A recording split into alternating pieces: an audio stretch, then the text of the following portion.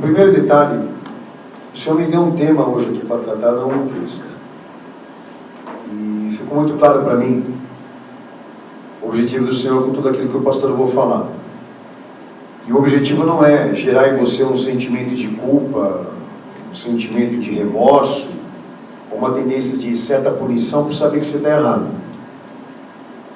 Autocomiseração. Não é esse o objetivo. Porque até então isso não vai adiantar nada.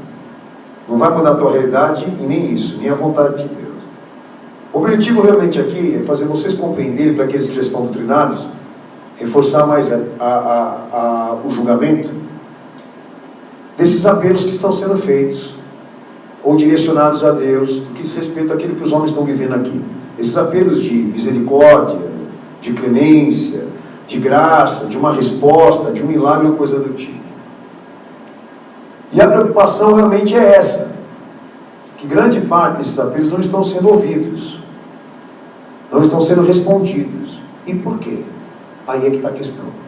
Porque existe uma determinação, diríamos até uma visão jurídica da fé, de como Deus atua em circunstâncias no que diz respeito ao seu agir.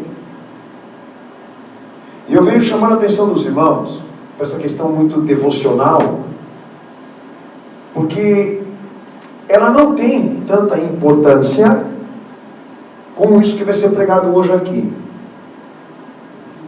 Se há conteúdo para Deus agir, se o plano está organizado como Ele quer, porque não vamos ser por esses apelos, essas orações, esses pedidos, e alguns até chegam a chantagear, que Deus vai se sentir forçado a fazer alguma coisa.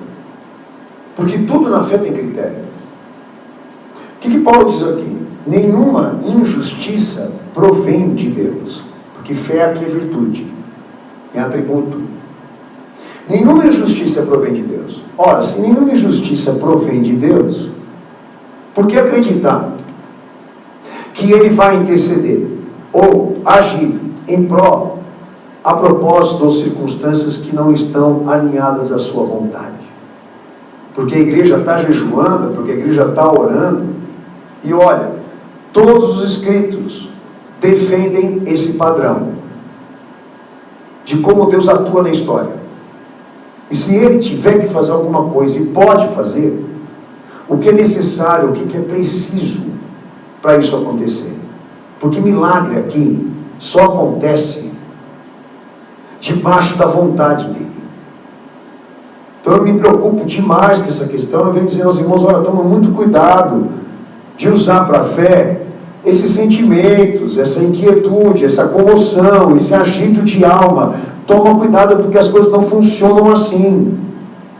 Olha, uma salvação da parte de Deus chegou para nós, que o Filho dele teve que obedecer na íntegra.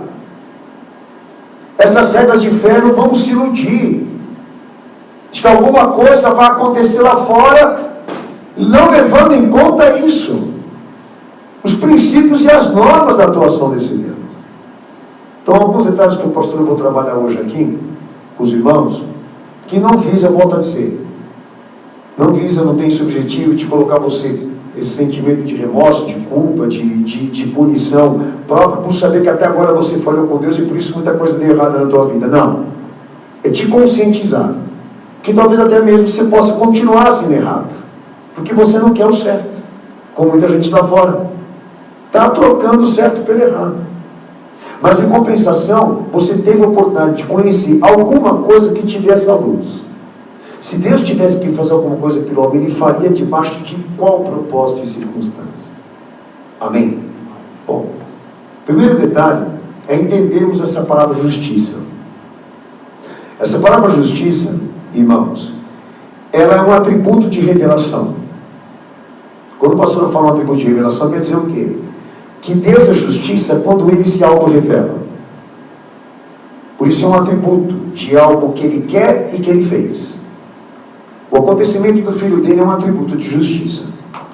Porque está tudo lá no Filho dele, o que Ele quer que você conheça a nível de justiça. Ok? Essa justiça que eu vou pregar aqui, ela não tem esse entendimento da expressão do bem, da piedade, da misericórdia, mais voltada para o lado humano, para não dizer humanista, que a teologia da libertação mais ou menos defende aquele sentido de justiça social, do radicalismo das igualdades, aquela coisa toda mais voltada para a política, para a religião. Não, a palavra justiça, na teologia bíblica, ela é um atributo de Deus, e de alguma coisa que Ele fez, com o conteúdo dEle, com o propósito dEle. Foi claro? Quando a gente clama a justiça dEle, nós não estamos clamando algo daqui, requerendo ou invocando e clamando algo que saiu de nós, ou saiu de alguém aqui desse mundo, mas de algo que veio com Ele, e Ele manifestou. Por que o pastor está querendo dizer isso para os irmãos? Porque quando a gente está tratando de conduta, quando nós estamos falando de conduta cristã aqui, nós não estamos falando com aqueles elementos ou aquelas preocupações filosóficas. A gente não está usando, a gente não está utilizando nenhum recurso do pensamento, da razão, do homem ou coisa do tipo, desse iluminismo, tá? Quando nós queremos uma noção do que é fé, a gente vai aonde Deus se revela. Então a gente não consulta a opinião, a gente se volta para o advento específico de Deus. A nossa tarefa aqui é essa, é encontrarmos a ciência de Deus, aonde Ele é ação, aonde Ele é atributo, aonde Ele é forma, aonde Ele é ato, aonde Ele é palavra, aonde Ele é vida. E a encarnação de Cristo é esse advento. É muito importante o que eu estou dizendo para os irmãos, por quê? Porque muita gente se revolta com aquilo que a gente fala aqui de púlpito, até mesmo pelos nossos canais, mas ele não consegue entender que a ciência que nós estamos usando ali não é a razão, não é a opinião, não é a ideia, mas é o que de Deus pode ser conhecido, e de uma personificação. O advento tem que ser Ele. Se não for Ele, é algo meu, é algo seu, é algo de alguém como nós, e não serve para ser fé. Ok? Na fé, irmãos, não tem ideia. Só tem isso, a revelação. Amém? Eu torno a justiça um ministério de ação. Um ministério representando um advento, um acontecimento, que se separa dos homens, que independe dos homens, porque Deus é Ele mesmo. Bom, 2 Coríntios 5, 21. Eu vou separando alguns textos que já definem isso, que o pastor eu comecei a falar para vocês aqui da parte do Senhor. Vamos lá. Aquele que não conheceu o pecado, o fez pecado por nós, para que nele fôssemos feitos justiça de Deus. Para que nele fôssemos feitos justiça de Deus, ou seja, o plano e o propósito da regeneração do homem, redentivamente, todo ele está planejado, desenhado naquilo que o Filho dele foi em essência e plenitude. Então, primeiro ato de correção aqui para mim e para você aqui nessa noite: nunca queira se orientar na fé com ideias, porque até para isso aqui, justiça, a justiça de Deus, nós temos que ter entendimento de como isso acontece. Não vai ser com base no que você pensa, não no que eu penso, nem no que os outros pensam, que nós vamos chegar a uma conclusão, se é fé ou não. Então algo tem que ser visto nele que confirme isso, que esse padrão de procedimento também ocorrerá aqui entre nós, na nossa experiência. O que ele foi lá, a igreja tem que ser hoje.